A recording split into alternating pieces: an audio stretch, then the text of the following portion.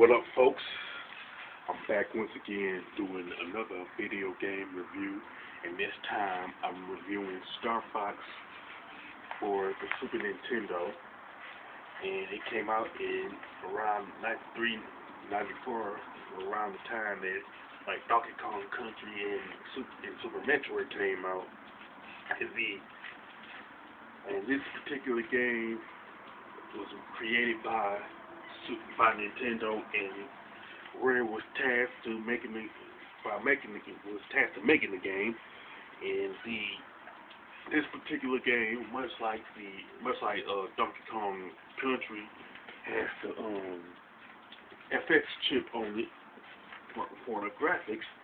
And the premise of Starfox is that Andross is trying to take over the universe, and Captain Pepper gives the Starfox team the mission to stop Andross. And the Starfox team pretty much consists of Sleepy the Frog, Falco Lombardi. I think that's how you pronounce his last name. If anyone can mention the correct pronunciation, mention it in the comment section for Falco. And then there's Peppy the Rabbit. He's pretty much the oldest crew member, and they're led by Fox and Cloud. And that's who you take control of in the game. And when you press start, you can choose to go to a to this one mini game where you can fly through rings before you get started with the missions, and you can pretty much stop at any time. But then when you get to the main game, you have 3 different paths to take to get to Andross. It really, of course, it don't matter which path you take, and there's pretty much 7 stages to each path that you take. Now with Fox's Arm Wing, you start off with one with a single laser cannon. Then you have you gain a couple of power-ups, which are which the first one is a double laser cannon, and the second power-up is the fireball laser cannon, which is the strongest, of course. Which makes playing the game a lot easier. Then there's then your R-Wing is equipped with bombs and stuff. You start off with 2, but you can hold 4 or 5 bombs. I forget the exact number you can hold all together, but you can find bombs throughout the course of the game. But my advice is to reserve those bombs with your encounter with Andross in particular. You can also preserve the bombs with the other bosses too, but you rarely use them against those bosses, so since you're rarely gonna use the bomb against those other bosses, my advice is to reserve those bombs for Andross when you fight them. Then when you defeat Andross, Spock pretty much talk to folks from headquarters saying that everything is fine and Andross is defeated. And to be truthful, Starfox is one of my favorite games for Super Nintendo besides Super Metroid, Legend of Zelda, Super Mario World, Killer Instinct, Castlevania 4, Teenage Mutant Ninja Turtles, Turtles in Time. So it's pretty much there's a lot of games to have a collection of, and this is one of my favorites, like I said, but it's not my number 1 favorite game of all time, but it is pretty good though. Now as far as the graphics and level design of Starfox, it is one of the best. It has one of the best graphics and level designs of any shooter that I played for Super Nintendo.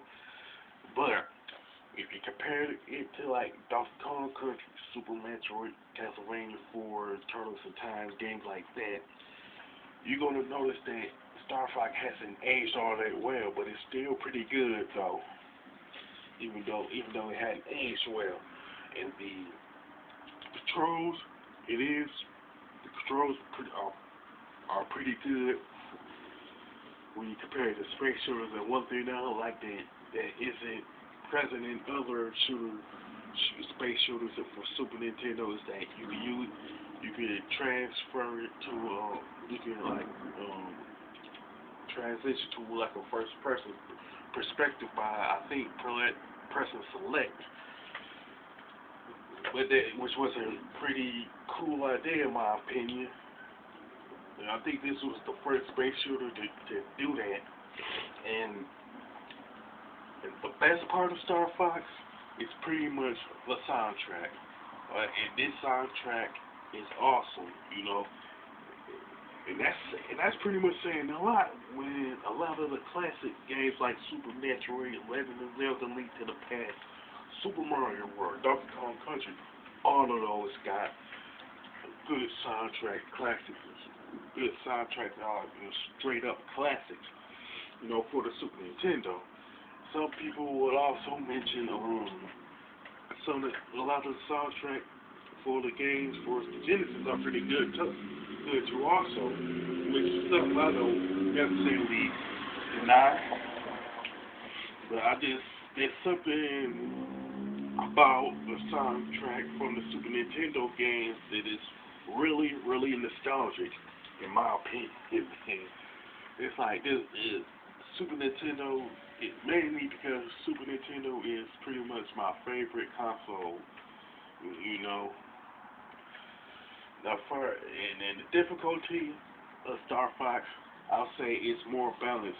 It's challenging, you know, but it's not too hard to where you want to break your controller, you know, and it's not easy peasy neither. So and I like that particular balance in difficulty, you know. As far as the score, I would say I would give it definitely an 8 because mainly because of the fact that the graphics hadn't aged all that well, but it makes up for it in the level design, in the music, and in the controls, you know. Now, with that being said, if you like Star Fox, or if Star Fox is your favorite Super Nintendo game or your favorite game of all time, you can mention it in the comment section. If you want to talk about the other Star Fox games in the series, you can do that also. Or if you want to like mention like the soundtrack from other Super Nintendo games, like I did in this particular review, you can bring those up also. Don't forget to click the like button and do not forget to subscribe. This is your boy, Big Metroid Fan 12, signing off.